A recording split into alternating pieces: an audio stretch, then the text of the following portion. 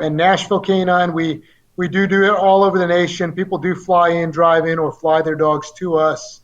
And those that can afford it, we have our own plane that can go and retrieve the dog for them and bring it back to Nashville. We'll do the training and then hand deliver the dog back to them as well. All right, hold on. You've got your own plane to get dogs?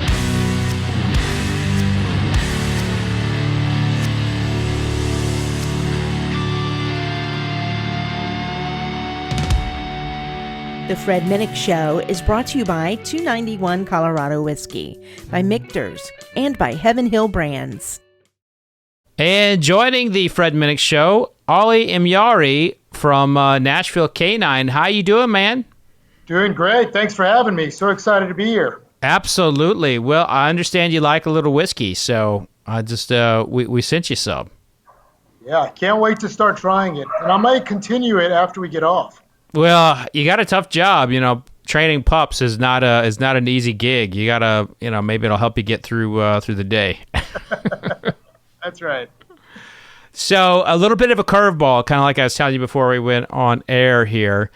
My throat, I woke up and my throat was feeling a little funny, so I didn't want to taste today, and I kind of have a little, kind of like a singer, like you just kind of know your throat and your body when it comes time to tasting. And I was just like, I don't think I'm going to taste today. So in a very rare occurrence, I'm not going to taste with you. So you're going to be one of the first guests I have ever had on. So some host I am, but we've been trying to get you scheduled for so long. So just like, you know what?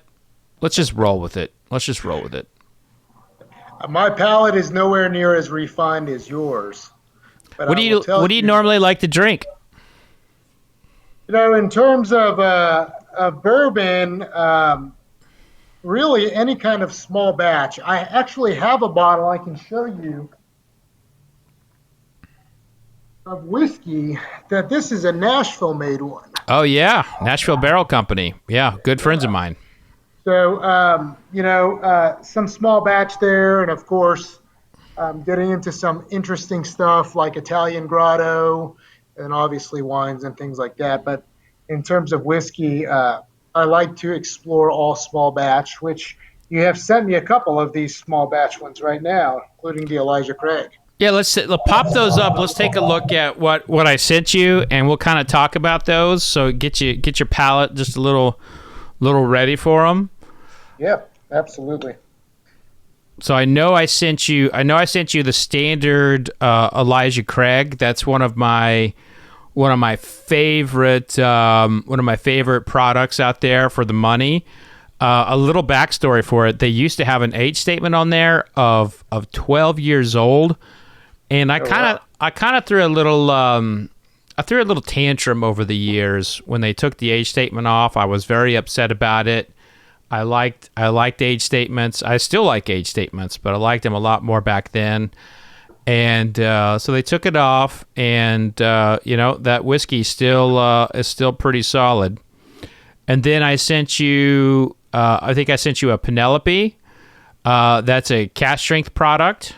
And then I sent you Russell's Reserve 10-year-old, which was voted by my audience as the number one best everyday bourbon for like under $40. So we definitely got you some good stuff there, and all of it would fit in the category that you normally like. But before we get into the tasting, let's talk a little bit about Nashville K9. Like, what do you do? Are you training dogs for law enforcement?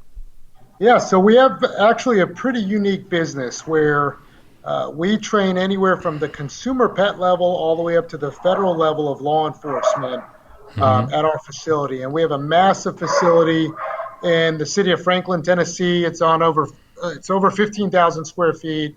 It's got a complete mock town with mock homes and a lot of built-in partners that you've heard of: DuPont Registry, Merrick Pet Foods, things like that. And basically all of our magic happens here. And outside of that, we do commercial video shoots. So if you ever wonder where like companies like Tractor Supply get their dog talent, we are oftentimes the providers for that, for country music videos, stuff like that as well. So you're like an agent for puppies. We are the dog talent masters. That's right. What are some famous dogs or TV shows that you've been a part of? Yeah, so if you've seen a lot of ORAC commercials, our golden retriever is oftentimes on that. We just did a country music video for Eric Church.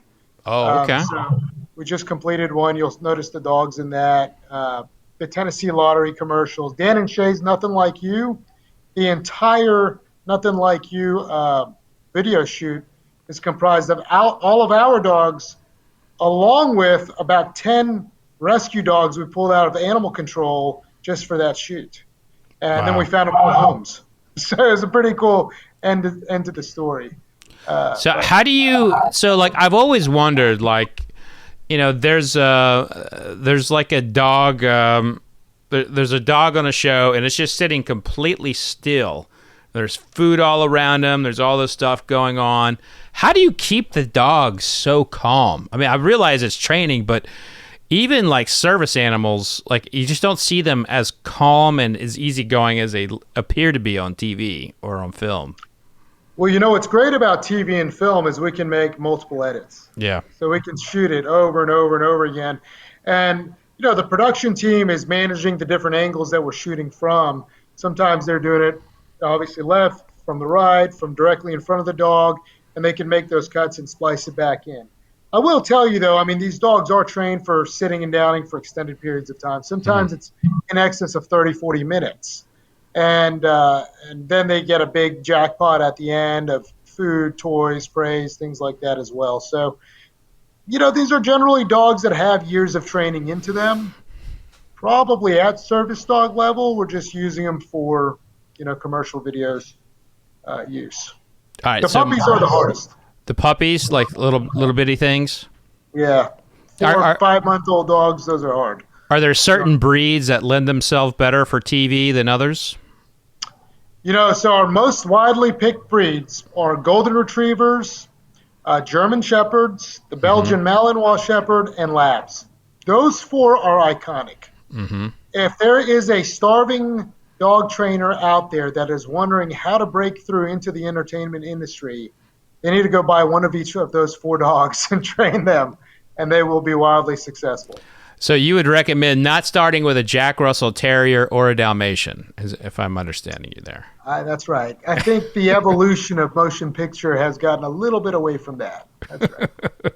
So there was that. So I have a few dogs that I love. They're iconic for me on TV. Obviously, the one on Frasier, that Jack Russell Terrier. Yeah.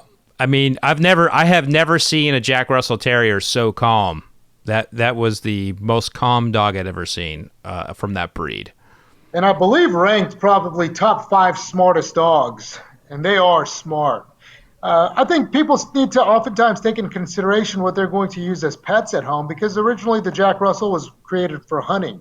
Mm-hmm. And now they're taking a dog that was bred to have a lot of intensity, agility, stamina, and athleticism and make him a pet at home. And you can, as long as you're giving the dog adequate mental stimulation, energy expenditure.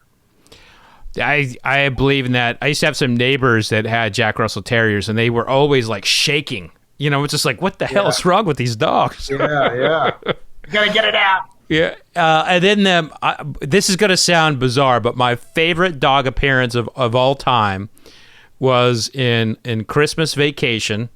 The dog goes underneath the table and it starts eating everybody's food and is like eating the trash can. It's just an absolute menace of a dog.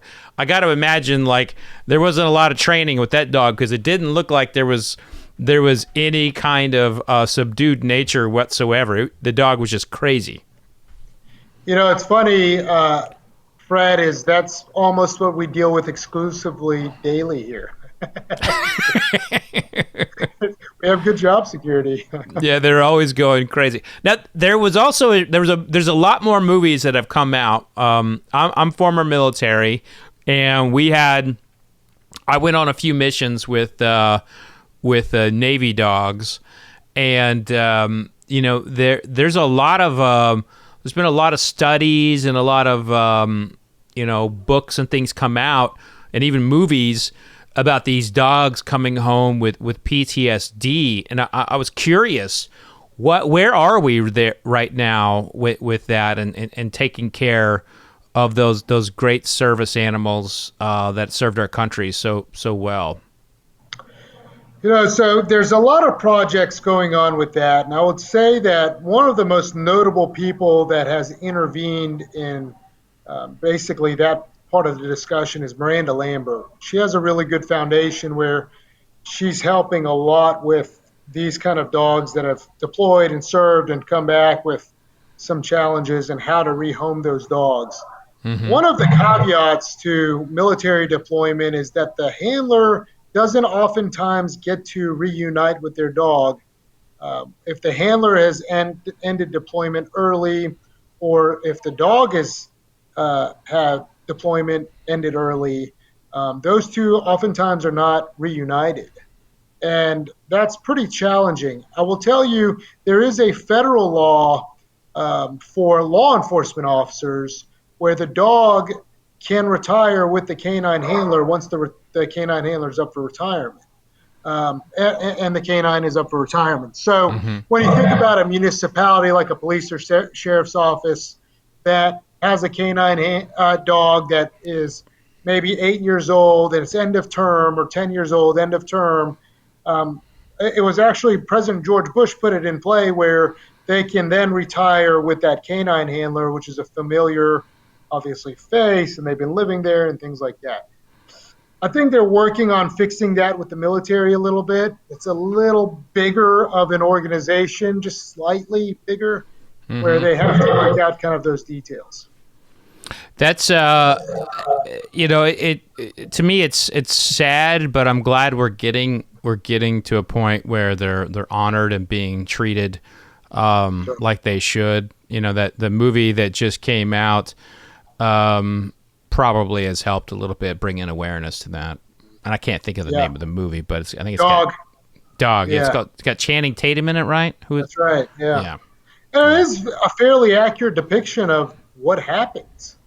And some of those dogs really need to be home with that handler because otherwise they're pretty volatile, they're violent. They can be, not explosives detection dogs, but in general, the apprehension dogs that are deployed for military are violent. And so it takes a special person to be able to take on a dog like that.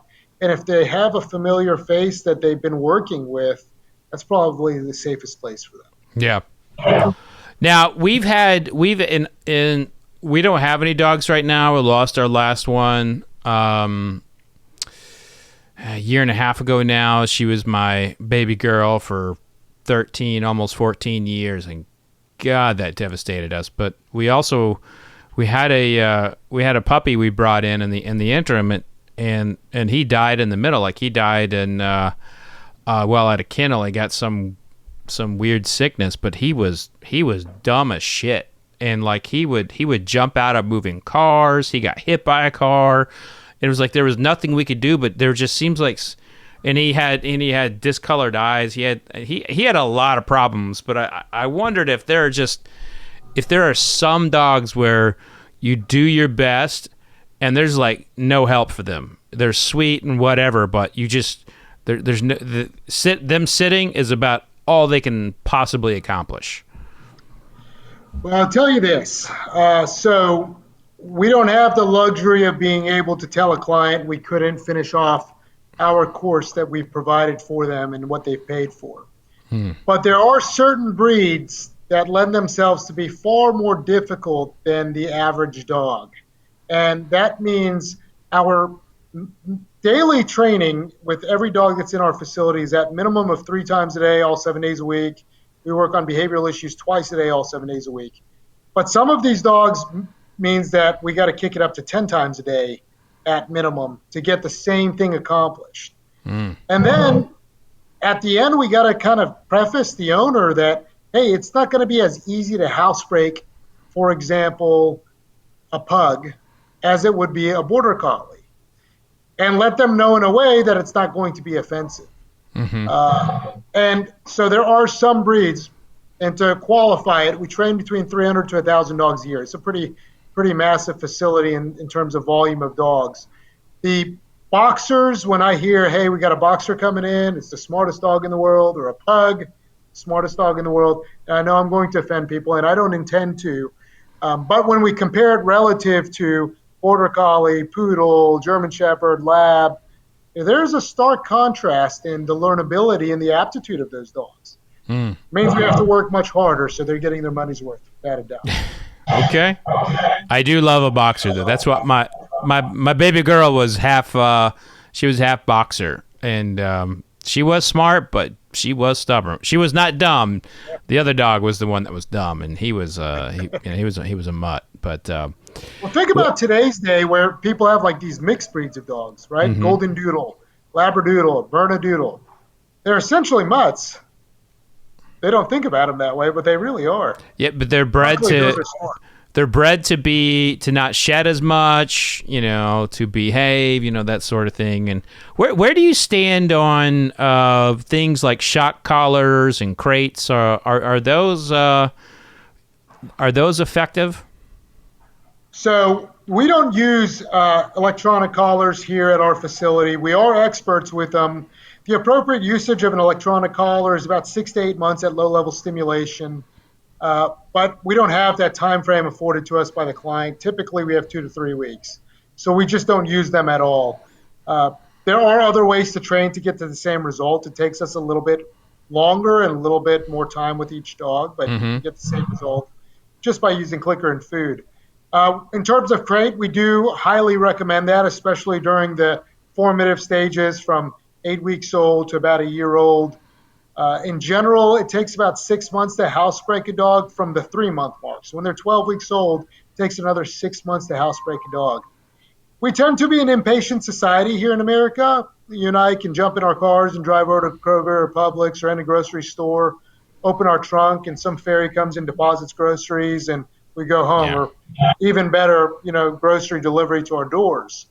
But the thing about dogs is it's a living, breathing organism. And everything that we do is really training for a series of conditioned behavior. And while these 4 and 5 month old dogs may seem large in stature, just like some 3 and 4 year old children, cognitively they're not fully developed. So people get a little bit frustrated. Why isn't my dog housebroken? Why is my dog chewing on things? It just takes some time. They just have to be a lot more patient. Wow. Well, thanks for sharing all that. You mentioned a pickup service. I had some whiskey delivered to you, and I know you're probably chomping at the bit here to get to tasting. And so let's go ahead and start your journey here, Ollie. And again, I'm not tasting with you, so this is going to be a little weird for me. But maybe I just need to put my full attention to train you as you do your pups here. So that's how I'm going to pitch this to you. So it's interesting, Fred. I have the same thing here where I have never just drank by myself before.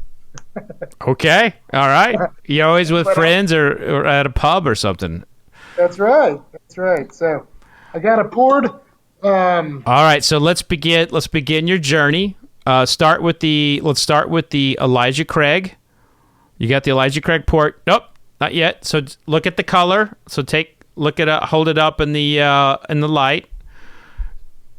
You can see. So looking at the color, when whiskey went into the barrel, it was clear as the water from your tap. So sure. all of that color comes from the barrel, and I've got a big belief that the more you know about how things are made and the history behind it, the better your experience will be, right? Right. So the color is a really good indication of what is to come. The darker it is the higher proof, or the older it is. And so it's kind of like looking at an album cover. I say this a lot, but it's like looking at an album cover, which gives you an idea of the music to come. Sometimes it oversells the music, sometimes it undersells it. And so the color of the whiskey is a lot like that. It's something to look at. It's a little bit of art, but it's not the end all be all. So after you have kind of analyzed the color, bring it to your nose and smell it but smell with your mouth open. So smell with your mouth slightly open and kind of go side to side.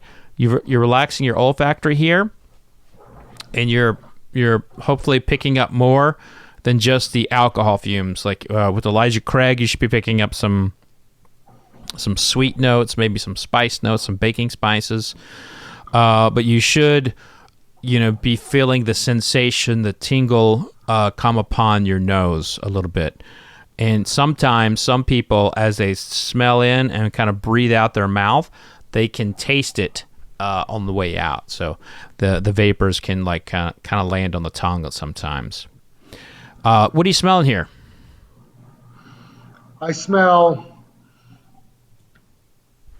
some spices. I smell woodsy. Okay. Probably from the barrel. Mm-hmm. It does smell sweet. All right.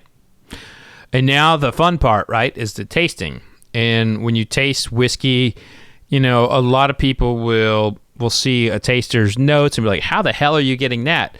Well, it's over years that we've all kind of trained ourselves to pick up those flavors. And for me, my technique is like I will focus first on the part of the tongue it resonates. So if you put whiskey on your tongue and kind of first think about what part of the tongue is it hitting. Is it like on the tip of the tongue? That's where we get our sweet notes. Is it in the middle where we get our savory? Is it in the back where we get our spice? Or we'll also get spice and a little lime between the middle. We'll get bitterness and a little lime between the middle and the back. And we'll also get bitterness on the sides of our tongue and a little bit on our cheek, if you will. So go ahead and put it on your palate. And then first, just think about what part of the tongue does it resonate. So go ahead, just a little taste.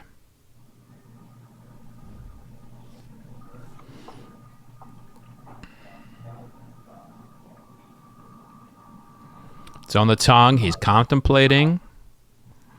He's putting a lot of thought into this. I'll tell you, it's very smooth. Very, very smooth. So it feels good. It feels good on the tongue. Feels good. Is there a part of the tongue that you feel it more prominent than the rest? Yeah, I think I taste a little bit more of the spice side. Okay. And a hint of the sweet. Okay. Yeah. So maybe I rolled it back a little far. Well, I think you're spot on. Like for me, the most prominent note in Elijah Craig is nutmeg, and right behind that is caramel. Some Elijah Craigs are caramel bombs, so like one batch will be a caramel bomb, another one will be a nutmeg bomb. So I'm guessing you got something that's a little bit more on that baking spice side. And so the last part of the tasting is after you have kind of described it a little bit. What is the finish? Like how long is it still on the tongue? After you've swallowed it, you actually have taste receptors in your throat and in your belly. So if you can feel it on the way down, it's a little bit of like your taste receptors lighting up. And so like how long do you still feel it on the tongue, and what is the most prominent flavor? You might need another taste of it, but yeah, give that a shot, and let's break that down. What is the finish for you?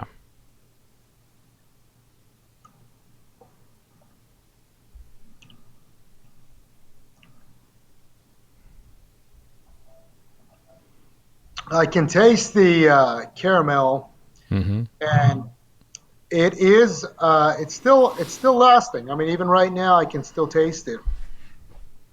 It's so smooth going down. It's really a nice, balanced taste. And I am interested in the comparison with some of these other ones that you've sent me too, but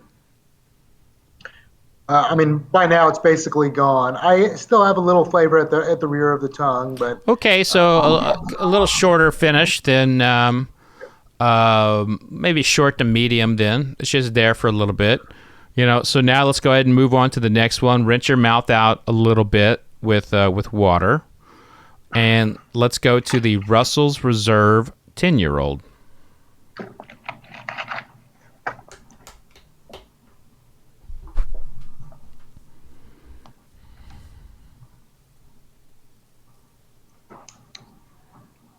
As Russell's Reserve, made here in It's made in Kentucky, is that correct? Yeah, that's made at Wild Turkey Distillery. So this is Wild Turkey is their longtime master distiller is Jimmy Russell. His son is also a master distiller. Eddie Russell and their grandson Bruce Russell's in the business, and they've also got a granddaughter in the business, and they've got so the Russell's Reserve is kind of an ode to the great Jimmy Russell. Fantastic. Okay, I have a pour ready. All right, so he's gonna go in. Remember your training, Ollie. Here, this is important. Look at it. And my treat for you is the whiskey. Great.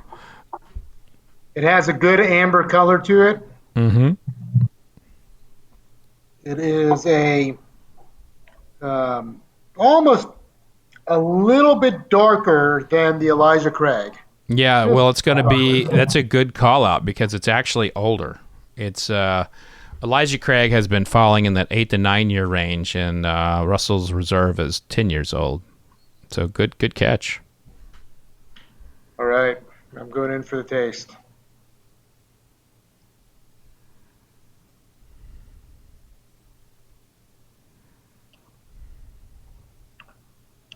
Okay, I can feel more punch on this one. Mm-hmm. I feel this one tastes sweeter to me. Okay. Interestingly enough, and the aftertaste lasts a little bit longer. Interesting. Okay.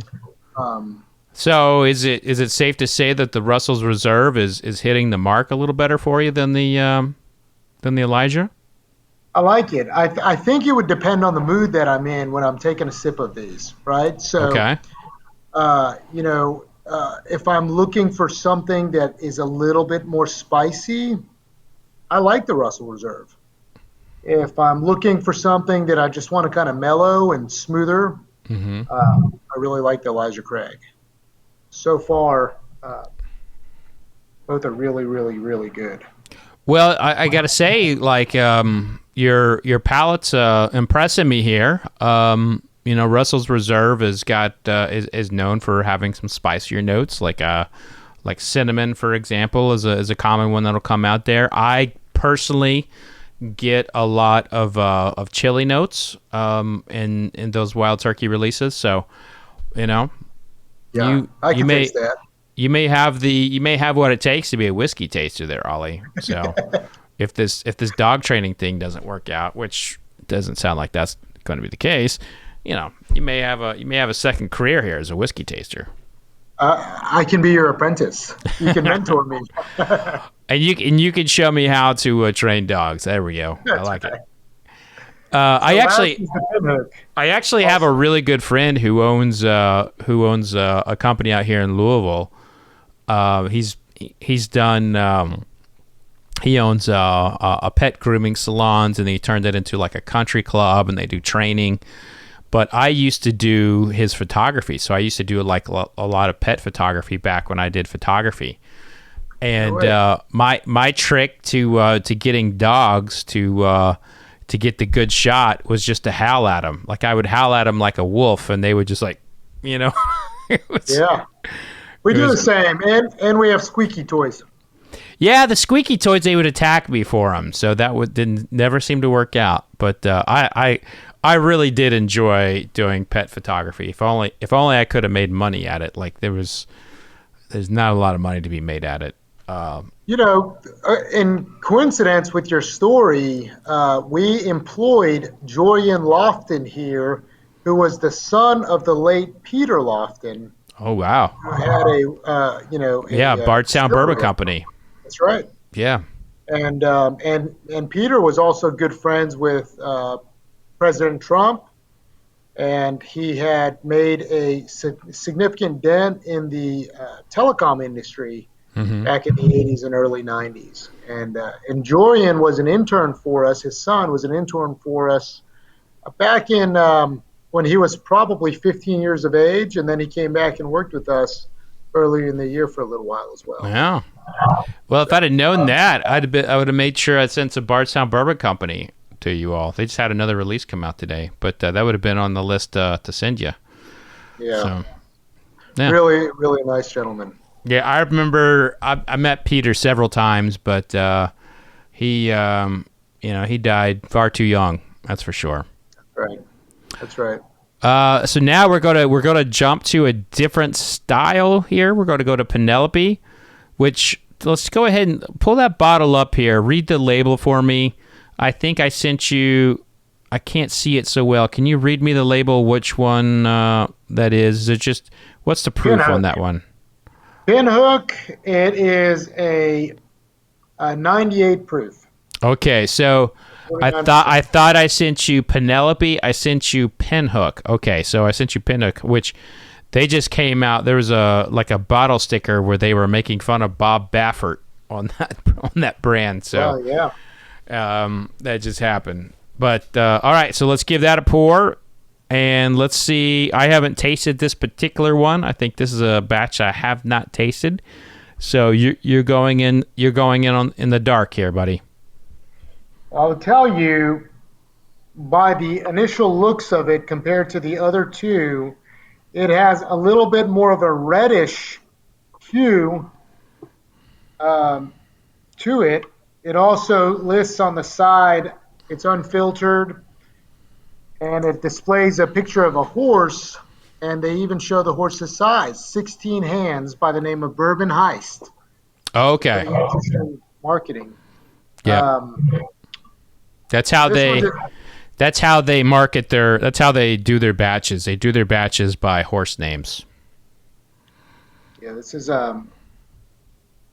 it's like it looks more of like an amber color, kind of like what you see, fossils. Yeah, so if they could be like a deeper penetration into the wood. So he's going in there. What you switching up glassware on me? We're going into the coffee cup here? I have a coffee cup because I ran out of the glasses. Okay. Is that a big no-no? No, hey, listen. I mean, many people drink whiskey in their coffee at work. Yeah. So, I mean, this is the humiliating moment for me. I'm glad it is broadcast all over the world. But hey, after this, I will fill it up with coffee. There you go. There you go. You'll need the stimulant after. It is. How's it smelling? It smells sweet. Okay. Very sweet.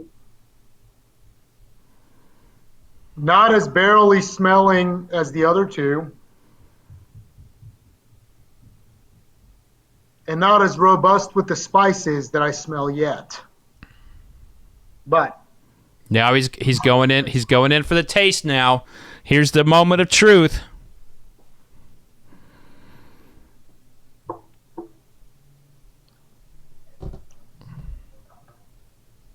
It is pretty strong. Do you get any grain notes in here, like anything like, say, corn on the cob? It tastes, it almost has a taste of a much higher proof of alcohol, but I'm looking at these bottles, and they're almost really close in proof. But it's not as smooth going down as the other two. So a little harsher for you, a little bit more of a struggle to pick out a note. It's alcohol forward. Is that how you would describe it? Yeah, let me go in for the kill one more time. Okay. Maybe if this was poured in a glass and not a coffee cup, I'd have a different experience. It's actually true, but still, it's kind of cool that you got a coffee cup. I mean, we'll roll with it. That seemed to be a little heftier pour there, Ollie. You take it in a little bit more on that second turn, are you? I'm not going to be able to work for the rest of the day, Fred. Thank you. Thank you. Yeah, I feel like it's a little bit of a more pungent or alcohol potent taste. Okay. Where I'm not able to discern the notes just as well. I'm going to do one more rinse with water and take one more taste because I want to be fair to Pinhook here. I mean, it's dedication. That's dedication, Ollie. I mean, you're ready. You're definitely throwing in the towel for some doggy training. You're here for training the palate. Oh, and did you tell your viewers that this is first thing in the morning too? So that's true. It is early in the morning. I find that morning tastings are the best time to taste because your palate's so fresh. And, I mean, let's face it, I taste thousands in a year. So it's like normal for me. So that's right. But I also know when to take a break, like today, my throat. You got to know. One last go. Here he goes. He's going in. Tilting it all the way up. Hey, boy, that glass was there a lot longer this time. That seemed to be like a pretty healthy pool there. So you can taste some sweetness. You can taste a little bit of caramel. I think that I am more partial to the other two. I like it, but I like the other two significantly better. It's more of my style of a bourbon or a whiskey, but it is good. I don't taste a lot of the spices. I don't think it overwhelms my personal palate a little bit too much. Okay. All right. So then for your winner, it's going to be between Russell's Reserve 10-year and Elijah Craig. I will tell you, I really like the smoothness of Elijah Craig. Okay. So your champion is Elijah Craig. But it's not by much. It is, okay. They are pretty close. They are neck and neck. Both of them are great sipping whiskeys. So, I mean, it's not quite the upset like the Hound winning Best in Show this year at the Kennel Club Dog Show. That's right. But it's a bit of an upset, but not that big of an upset. That's right. They're both really, really good. Mm-hmm. I don't know, as far as pricing goes, which one is more expensive than the other. But the most expensive one on your table is the Pinhook. The Elijah Craig is just a touch more expensive than the Russell's Reserve, but not by much. They're pretty neck and neck. Yeah, and it depends. It depends on the market too. Like it varies. Sure. So fantastic. So great tasting. Way to go. Kudos to you there. I want to get back more into Nashville K9. Do you ever train dogs to be, for showing, like show dog, that sort of thing? We don't. We used to train dogs to compete in trials, but working dog trials. In general, the show side is a different style of training. They actually don't have a lot of obedience built into those show dogs. They just need to be able to have a nice gait and have a nice stack and just some light things comparative to the working dog side. Mm-hmm. We do watch all of those trials, and they do hold some of those trials here in Franklin. We have an agricultural center where people come in from all over and display their dogs. But oftentimes we are the ones that are training those dogs as well. Okay. Now, is there a special like drinking game that you all have developed to those to the Best in Show contests or anything like that? Like you guys are at home, you're all on like a conference call watching it, and you're like, all right, if this corgi does this, we're all taking a shot. Do you have any kind of crazy drinking games like that? I think you've just inspired a new game, and later after we get it going across the nation, I don't want you to come back and sue me for really coining this game. Hell, I'll host it. I'll host it, and we'll have to have you involved. I love that. Well, how can people find you all if they? I'm assuming you take dogs all over the world or country to train. How can people find Nashville K9?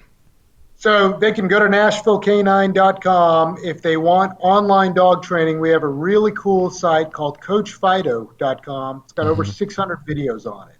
So Okay. during COVID, it was a wild blast for people that want more of a one-on-one style training. And Nashville K9, we do it all over the nation. People do fly in, drive in, or fly their dogs to us. And those that can afford it, we have our own plane that can go and retrieve the dog for them and bring it back to Nashville. We'll do the training and then hand deliver the dog back to them as well. All It's right, a hold pretty on. neat service. What you've got your own plane to get dogs? Yeah, we have a Hawker 800 XP, and Okay. it's at Nashville International Airport. It's a about it's about 11. It seats about 11 people, including the two pilots. And so, oftentimes when we're out procuring dogs from Europe, and we get back to the United States, Nashville's airport right now is not supplying routes like Lufthansa, KLM, Air France, those big ones that are coming in. So when we fly into other markets like New York, Detroit, Charlotte, Atlanta, we have to get our working dogs back to Nashville. So that's when we use our plane more so for that. And that's how we got into aviation. And outside of transporting dogs for, wealthier clientele, then the plane goes into air charter and it's managed by Secure Air Charter. How do you all stow the dogs? Are they in the regular They're in the cabin? cabin. Okay. Yeah, because they're with that's us. like, I mean, you hear all these horror stories about dogs dying and coming out with really shocked by being in the being treated like luggage. When that's happened. Yeah, so I would say that like the working dogs have a long lineage that's trackable, where that there's not a lot of line breeding or somebody intentionally trying to mess it up.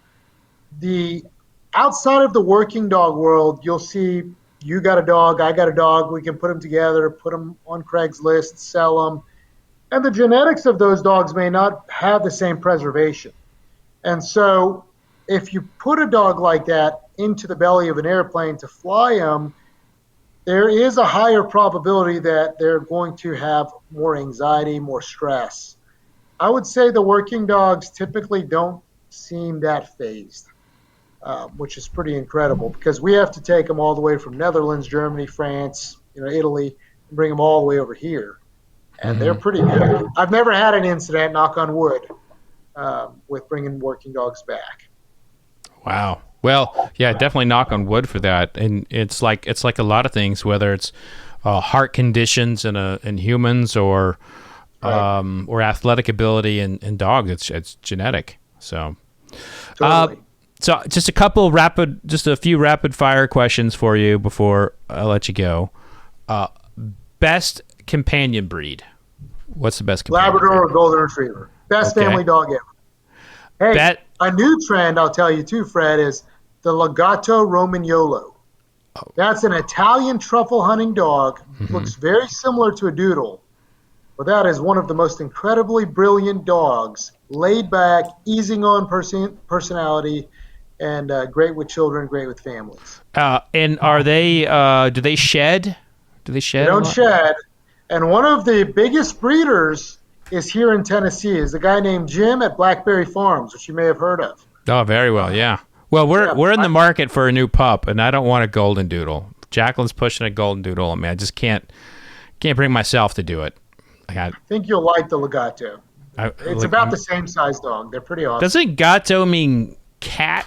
I mean cat in Yeah. Italian. But I know in Spanish it does. Yeah, I think it means it. You know what? They're very similar. So it might just be in Spanish. All right. So what is the best herding breed? Border Collie and any Shepherds. Australian Shepherd, German Shepherd. If it was up to me, the Belgian Malinois Shepherd would be the best herding breed. Best guard dog. Probably the Belgian Malinois as well. Very versatile dog. Okay. And German then, Shepherds are right up there too. and not saying that I'm going to start a drug sniffing dog company, but what's the best drug sniffing dog? It's a toss-up between Labradors, Golden Retrievers, and on the pointy ear side, German Shepherds.